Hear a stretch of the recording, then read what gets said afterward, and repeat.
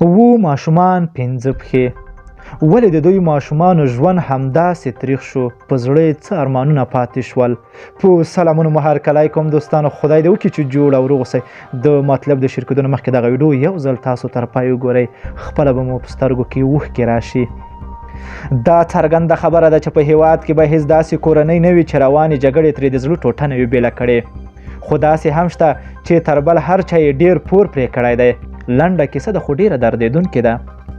د روانې جګړې ټپه هیڅ کلی نه ده پاتې. جګړې تېرې شوې، روانې دي، مرمۍ ورېږي، خو موخه یې معلومه نه ده. هیڅوک یې پوښتنه نه کوي چې دا ګولۍ چیرته او د چا په کور لګېږي. هر څوک ځان په حقه بولي. د ننګرهار ولایت سره روده ولسوالۍ، چمتلې ښارګوټی او فتح آباد کلي ترمنځ په یوه خټینه کلا کې یوې کورنۍ د روانې جګړې پور دومره دردېدونکی پرې کړ چې کلونه به یې درد وویني.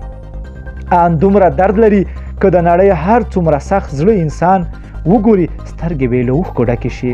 په انځور کې تاسو ماشومان هغه دي چې سهار وختي له کوره د لوبو په نوم د کور مخې ته د هغه مرمۍ ښکار شول چې دوی په ناپامي د لوبو لپاره موندلې وه.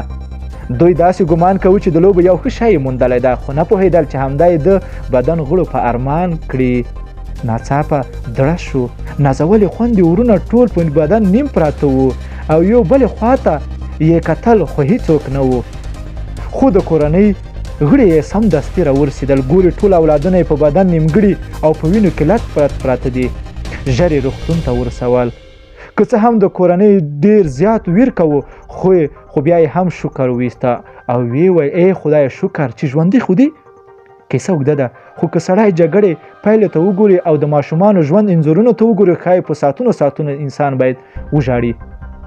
که دا انځور د نړۍ هر سخت زړی انسان وګوري، ښایي د سترګې له اوښکې ډکې شي او ووایي جنګ دې ورک شي، نوم دې ورک شي. که په رښتینې ډول انسان روان حالات درک کړي، نو د دې کوچنیانو ژوند نه به درس واخلي، ځکه له دوی نه پښې یوې مرمۍ یې وړې. اوس ماشومان د 5 پښو باندې ګرځي. حل دا چې دوی باید 14 پښې درلودلی. ښایي د دې ماشومانو ته ورته د هیواد په ډیرو سیمو کې داسې د بدن نیم ماشومان ولرو چې ځورېږي او څه نشي کولی. جګړه څه ګټه لري؟ دا یې تر ټولو لویه ګټه چې بدبختي رامنځته کوي. اوس تر هر څه ډیر سولې ته اړتیا ده. که د سولې لیوال یاست، جګړه خو لا پرېږده، ان جګړیز فکر هم تېرېدل پکار دي. که نن پر تا ده، سبا پر ما ده. ژوند روان بهیر همداسې دوام لري.